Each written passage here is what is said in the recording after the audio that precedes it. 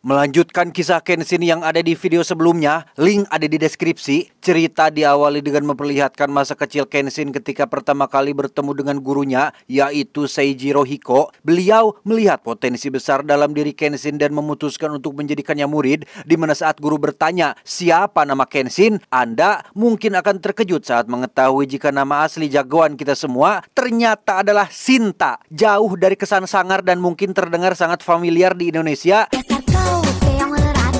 sehingga guru Hiko pun merubah namanya menjadi Kenshin agar terdengar lebih klop dengan judul. Karena coba kalau namanya nggak diganti, Ruruene Shinta, Himura Shinta, Shinta Batosai Sak Bebantai, tuh kan jadi aneh kan?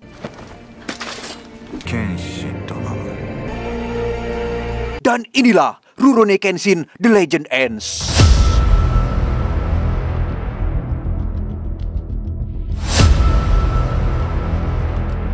Setelah Kenshin ditemukan terdampar di pantai, guru Hiko pun membawa Kenshin ke kediamannya di dalam hutan. Kenshin tampaknya harus tabah saat mengetahui fakta bahwa Kaoru, gadis yang dicintainya, tidak selamat. Semuanya gara-gara Shishio, si manusia perban yang berniat menghancurkan pemerintahan Jepang. Sehingga untuk mencegahnya sekaligus membalas dendam atas kematian kekasih, Kenshin pun meminta guru Hiko untuk mengajarinya jurus terakhir dari teknik Hiten Mitsurugi demi untuk bisa mengalahkan Shishio dan seluruh pasukannya.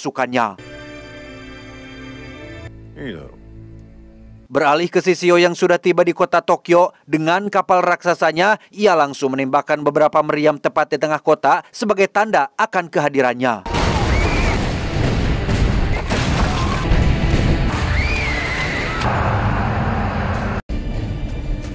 Kembali ke Kenshin yang sudah mulai berlatih dengan guru Hiko. Sesuai kesepakatan di awal, guru Hiko setuju untuk mengajari Kenshin jurus terakhir dari teknik Hiten Mitsurugi atau teknik pedang kuno yang hanya dimiliki oleh si guru saja demi bisa mengalahkan musuh terkuatnya yaitu Shishio. Kenshin pun berlatih selama berhari-hari, siang dan malam, meski itu menguras tenaga dan pikiran, termasuk babak belur dihajar oleh guru Hiko secara habis-habisan.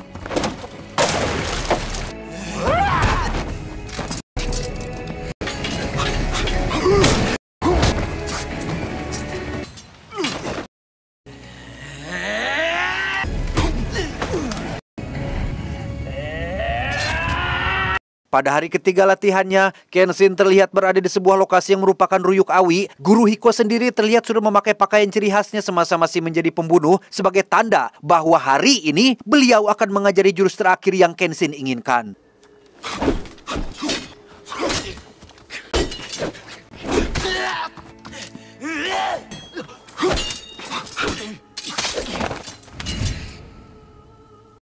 Faktanya, jurus terakhir dari teknik Mitsurugi Ryu bukanlah gerakan khusus ataupun teknik rahasia yang bisa dipelajari dari buku. Jurus itu adalah gerakan bebas yang datang dari dalam diri si samurai itu sendiri. Sehingga agak ribet memang untuk Kenshin bisa mempelajari sesuatu yang tidak ada panduannya, apalagi dikejar waktu yang semakin mepet. Namun guru memberikan semacam clue alias petunjuk bahwa untuk menguasai jurus terakhir itu, Kenshin harus punya keinginan hidup yang besar. Pada akhirnya, Kenshin pun sadar bahwa selama ini ia memang selalu dihantui rasa bersalah atas semua pembunuhan di masa lalu. Hal itu menjadikannya sebagai sosok yang selalu penuh rasa penyesalan, merasa takut, gelisah, ketakutan, takut jika ia mengulangi pembunuhan lagi, yang secara tidak langsung telah menurunkan insting bertahan hidupnya. Dan itulah yang membuat Kenshin menjadi gak lemah, playa-pleye, letoy, penuh keraguan. Buktinya, ia bahkan kalah dari seorang bocah ingusan yaitu Sojiro, anak buahnya Shishio yang juga telah mengakibatkan pedang pertamanya patah. Setelah memahami kunci untuk menguasai jurus terakhir, Kenshin pun mulai berlatih kembali dan beralih ke kapal Shishio. Beberapa anak buahnya berhasil menangkap seorang nelayan yang diduga sempat melihat seorang pria dengan bekas luka menyilang di pipinya, sehingga Shishio akhirnya sadar jika Kenshin masih hidup dan berpotensi menggagalkan rencananya.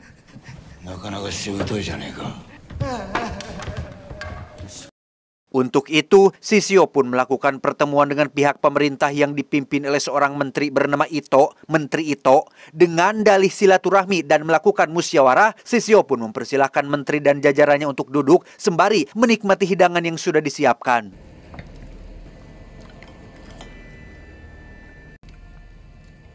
何人殺してその地位に上り詰めた。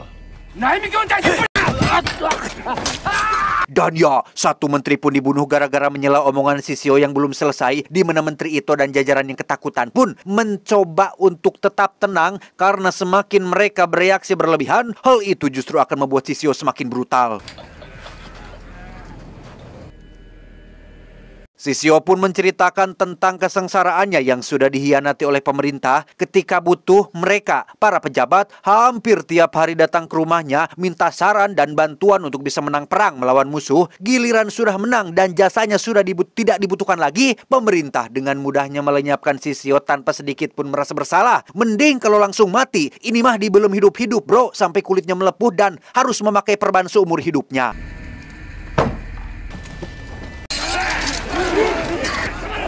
Shishio dengan belak-belakan mengutarakan niatnya untuk menghancurkan pemerintahan Jepang, terkecuali mereka, pemerintah, para pejabat dan jajarannya bisa menemukan Kenshin dan mengeksekusinya di tempat umum, baru Shishio akan mengurungkan niatnya yang padahal kita semua tahu itu hanyalah dusta dan kebohongan semata, karena justru AA Kenshin lah yang sangat Shishio takutkan.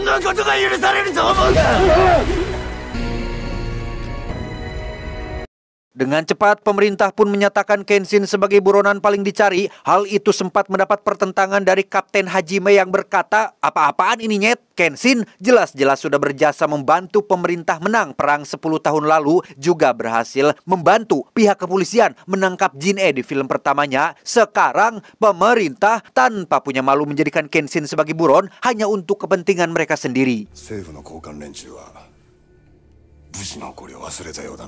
Sejenak kita tinggalkan dulu urusan Shishio, Kenshin, dan pemerintah dan beralih kepada Sanosuke yang masih berada di penginapan si tetua, yang setelah menyadari Kenshin masih hidup berdasarkan selebaran yang disebar pemerintah, mereka juga baru mendapat informasi terkait Kaoru yang ternyata masih hidup dan saat ini sedang dirawat di rumah sakit.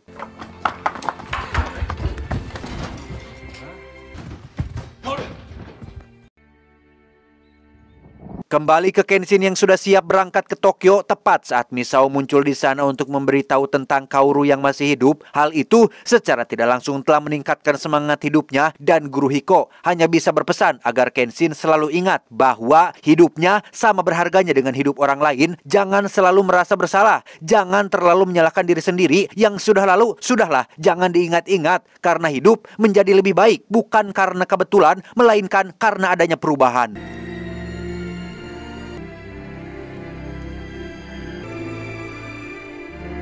Misao langsung membawa Kenshin ke penginapan yang ternyata Sanosuke, Yahiko, dan Kaoru sudah lebih dulu berangkat ke Tokyo, sehingga tanpa buang waktu, Kenshin pun akan langsung berangkat menyusul mereka.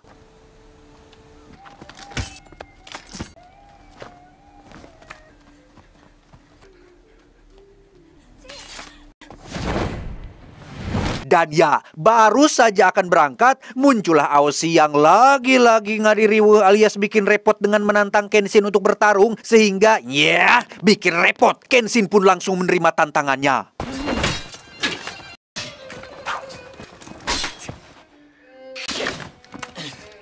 Dengan ciri khasnya yaitu pedang pendek dan pedang panjang, Aoshi pun terus menyerang Kenshin dan mendesaknya agar jadi batosai lagi. Yang karena Kenshin tidak tahu siapa Aoshi dan apa motifnya, Kenshin pun tidak bertarung secara por-polan sehingga...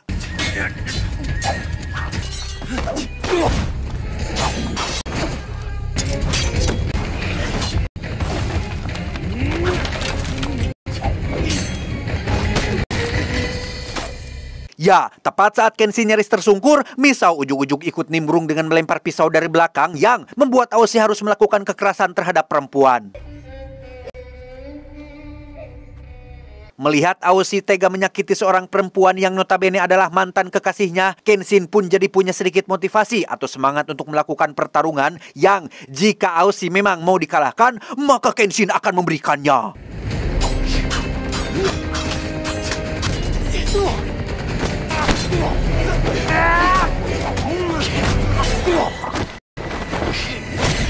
Dan ya, andai kata pedang yang Kenshin gunakan bukan Sakabato atau pedang mata terbalik, wah, udah mati itu si Aoshi. Karena ia masih bersikeras ingin menjadi yang nomor satu, Kenshin pun merasa perlu untuk menyadarkannya sekaligus memberinya pelajaran penting yang tak terlupakan.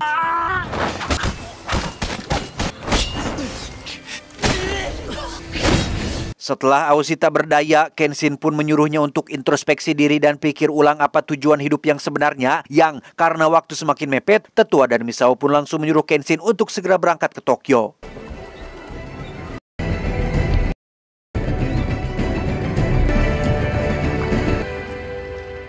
Setibanya di Tokyo, lebih tepatnya Dojo Kaoru, ternyata di sana hanya ada Megumi, tidak pakai Fujiwara, yang sesaat setelah Kenshin mengganti pakaian dengan pakaian dinas ciri khasnya, muncullah beberapa polisi yang datang untuk menangkapnya.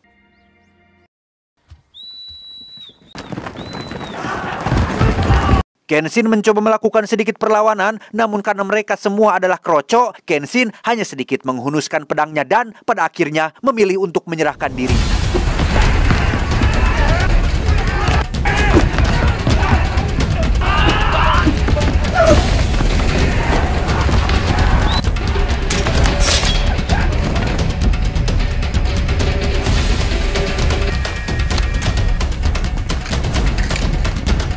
Kenshin pun langsung dibawa menghadap Menteri Ito. Alih-alih ditangkap untuk dieksekusi sesuai permintaan Shishio, Menteri justru punya rencana lain yang lebih masuk akal, yaitu akan membuat Kenshin berada cukup dekat dengan Shishio dengan harapan Kenshin bisa dapat mampu mengalahkannya.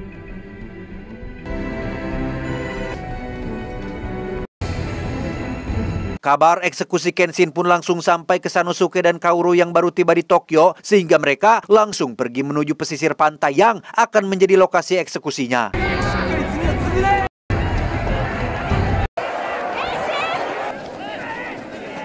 Tak seperti yang diharapkan, Shishio ternyata tidak hadir di sana melainkan menunggu di dalam kapal. Namun eksekusi harus tetap dijalankan sebagai bagian dari prosedur. Inspektur mulai membacakan nama-nama para korban yang sudah Kenshin bunuh, yang hal itu tentu saja membuat Kenshin semakin merasa bersalah atas semua kesalahannya di masa lalu.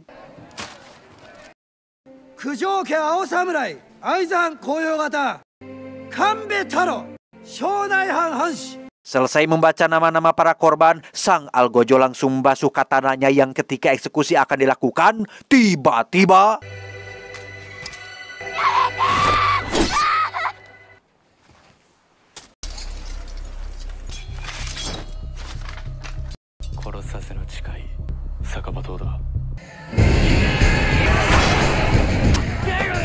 dan ya, semua ini hanyalah settingan untuk bisa mendapatkan Shishio, yang karena target yang dimaksud tidak ada di sana. Kenshin ditemani Sanosuke pun langsung meluncur duluan ke kapal, sementara Kapten Hajime dan para polisi akan tetap bertahan di sini untuk menghadapi beberapa pendekar utusan Shishio.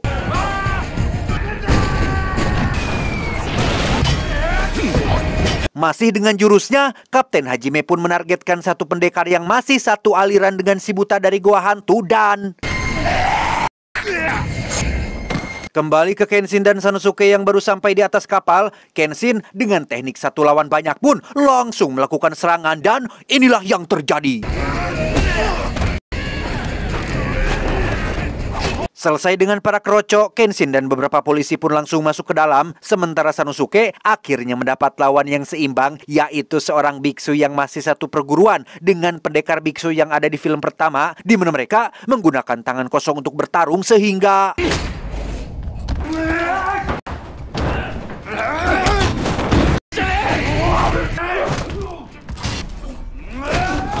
ya, Sanosuke benar-benar babak belur setelah mendapat pukulan beruntun dari si biksu. Namun sebagai petarung jalanan yang memang terbiasa gelut dengan gaya bebas, Sanosuke pun menargetkan kantong menyan si biksu hingga ia ngagoler tidak berdaya.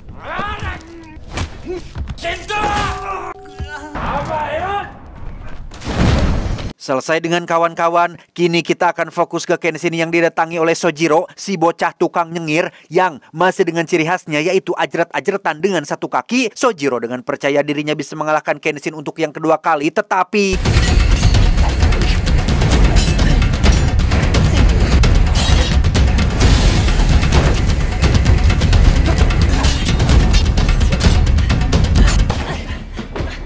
ya, Kenshin menyerang satu kaki Sojiro yang membuatnya tidak bisa ajret-ajretan lagi. Hal itu membuatnya sangat stres, termasuk sudah tidak bisa nyengir lagi seperti sebelum-sebelumnya.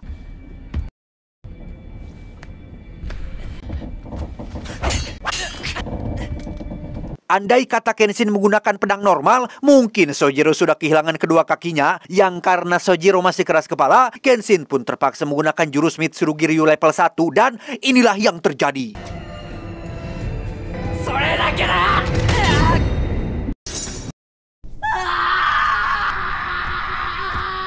Selesai dengan Sojiro, kini Kenshin akan menghadapi Shishio yang menyambutnya dengan tembakan dari senjata mesin, di mana Shishio menyuruh ajudannya untuk berhenti dan memutuskan untuk melakukan duel dengan Kenshin yang merupakan seniornya sendiri.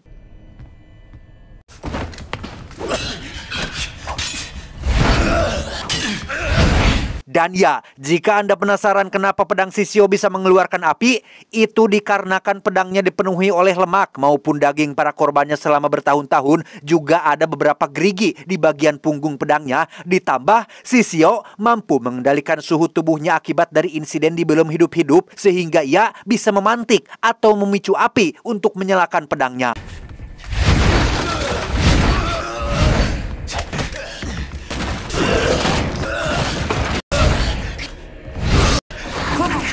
Dan ya, Shishio pun memakai jurus bocil yaitu menggigit yang membuat Kenshin menjadi lengah dan tersungkur, di mana Kapten Hajime yang baru tiba di kapal pun langsung turun tangan untuk membantu Kenshin mengalahkan Shishio.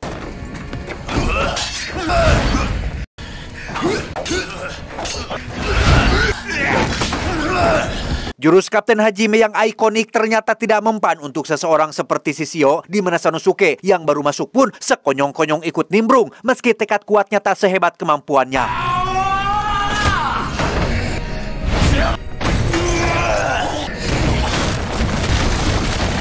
Hanya butuh 30 detik saja untuk Shishio mengalahkan dua orang yang ya bisa dibilang paling jago di wilayahnya loh. Tapi tidak untuk Kenshin yang sudah kembali bangkit, tapi tiba-tiba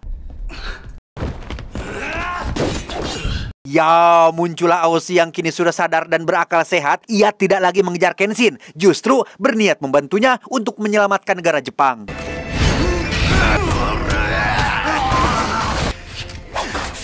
Dengan kekuatan kolaborasi, mereka berempat pun bersama-sama melawan, lebih tepatnya mengeroyok Shishio yang hanya seorang diri. Saking kuatnya, mereka bahkan tak mampu untuk hanya sekedar membuatnya berdarah. Dan justru malah Kenshin dan kawan-kawanlah yang harus babak belur oleh si manusia perban ini.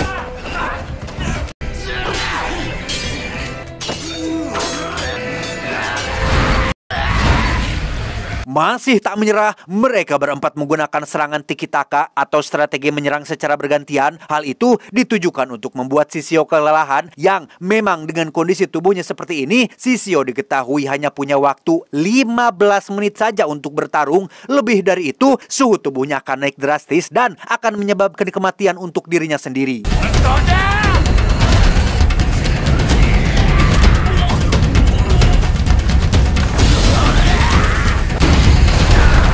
Dan ya, meski dengan tubuh yang mulai melemah, Shishio masih bisa membuat Hajime, Sano, dan Aoshi terkapar sampai tak bisa berdiri lagi. Melihat Shishio mulai tak berdaya, sang kekasih yang bernama Yumi pun langsung turun dan memohon agar Kenshin menghentikan pertarungannya. Tapi apa yang terjadi?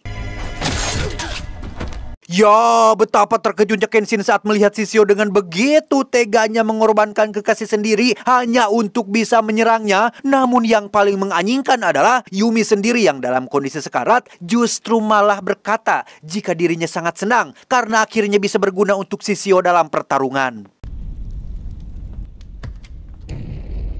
Dan ingat, jika sudah melibatkan wanita, anak-anak, ataupun seseorang yang lemah, Kenshin benar-benar sangat marah dan tidak bisa memaafkan perbuatan seperti itu. Sehingga, ya anjing, disinilah Kenshin akan benar-benar membrutal.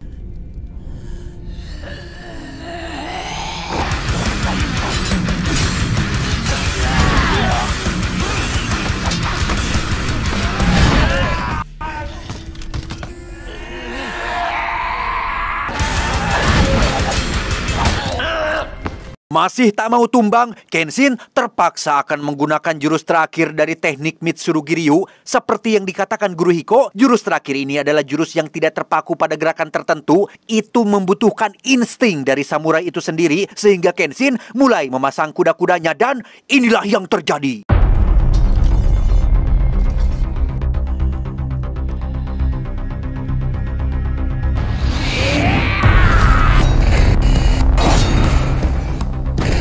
Ya, pedang Sisyo pun patah bersamaan dengan suhu tubuhnya yang naik drastis. Hal itu menyebabkan tubuhnya mengalami hareeng, demam tinggi, panas dalam, sariawan, tapi dalam taraf yang berlebihan, sehingga riwayat Sisyo pun berakhir dengan tubuh yang terbakar dari dalam.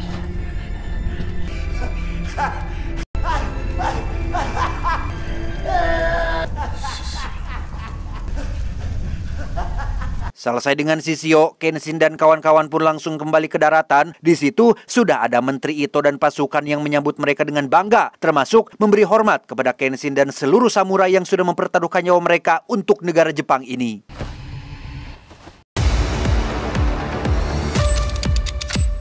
Setelah semuanya selesai, Kenshin dan kawan-kawan pun kembali ke dojo dan melanjutkan kehidupan normal mereka, di mana Kenshin sendiri akhirnya nembak Kaoru secara tidak langsung dan melanjutkan hubungan mereka ke jenjang yang lebih serius.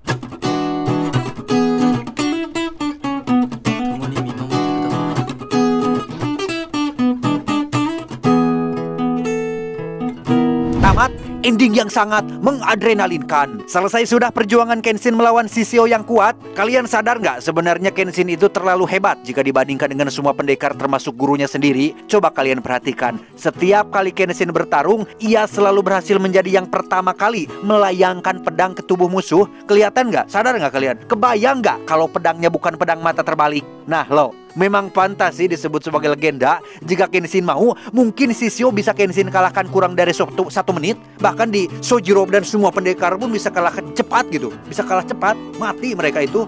Habis, hebat kan?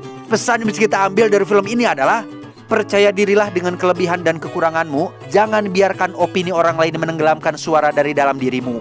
Ingat, kesempatan Anda untuk sukses di setiap kondisi selalu dapat diukur oleh seberapa besar kepercayaan Anda pada diri Anda sendiri. Saya John mewakili jajaran direksi yang bertugas mengucapkan terima kasih dan sampai jumpa di video selanjutnya. Adios, sabun batang Katy Perry.